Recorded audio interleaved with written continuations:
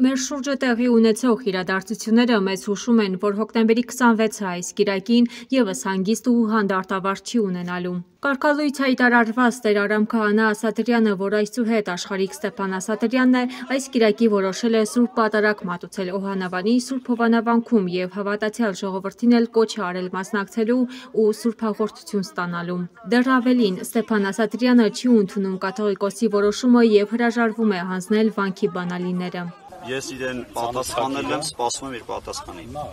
Դուք պետք է ժամը 15:00-ին հանձնեիք ցանոթագիրի մեջ ներկայացում ընդունում եք ցանոթագիրը։ Չեմ ընդունում։ Պետք է հանձնեիք։ Բայց չենք հանձնում։ Այո, չենք հանձնում։ Այո։ Ես ուղղակի ասում եմ։ Լսել ենք, չենք ընդունում, ոչ մի բանի պարտավորություններ չունենք։ Տեղեկացնենք, Նիկոլ Փաշինյանը իր աջակցությունն է հայտնել Ստեփան Ասատրյանի, նշելով, որ չի կարող կարգալույց եղած կաթողիկոսը քահանային կարգալույց հռչակել եւ հայտարարել է նաեւ, որ մասնակցելու է Ստեփան Ասատրյանի ձեռամբ մատուցվող պատարագին։ Հովնան վանքի հոգևոր առաջնորդ Տեր Արամի դեպքը, ով այո հրապարակային խոսել է եկեղեցում առկա խնդիրների մասին։ Եվ ես կարող եմ ասել, որ միանշանակ եւ աներկբա իմ աջակցությունն եմ հայտնում առաջին հերթին որպես հայաստանյաց առաքելական Սուրբ եկեղեցու հետևորդ, իմ աջակցությունն եմ հայտնում Տեր Արամին եւ այն հոգեվորականներին, ովքեր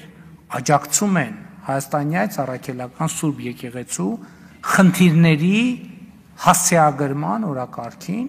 եւ որևէ կասկած չկա, որ ես իմ ուժերի ներածի չափով կկանգնեմ բոլոր նման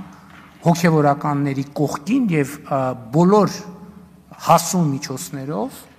կաջակցեմ նրանց եւ թիկուն կկանգնեմ նրանց։ Ակնհայտ է, որ այս բոլոր գործողությունները ուղղված են վեհափառի դեմ, իսկ ավելի կոնկրետ Նիկոլ Փաշինյանի խոսքով ասած, վեհարանը վեհափառից ազատելու գործընթացի մեկնարկի ազդարարումն է այս։ Ասվածի վկայությունն է նաև այն, որ երեկ Սուրբ Հովանավանքում Ստեփան Ասատրյանը բարձրաձայն փնովում էր իրեն օծած ամենայն հայոց կաթողիկոս Գարեգին II-ին։ Կաթողիկոսը չի կարա ամուսնական կյանքով ապրի, դե գնացեք։ Ամուսնացած այրա պետք ունի, դե գնացեք։ Կարգալույց եղած կաթողիկոսի չի կարա Հարկ ենք համարում հիշեցնել, որ վեհափառի նկատմամբ կա հարուցված վարույթ եւ ինչպես Ժողովուրդ օրաթերթն էր գրել, իրավապահները պատրաստվում են հոկտեմբերի 27-ին գրոհել վեհարանի վրա, վեհափառին ձերբակալելու։ Նույն այն օրը, երբ 1999 թվականին հայաստանյան առաքելական եկեղեցու 132-րդ կաթողիկոս օծվեց Գարեգին II-ը։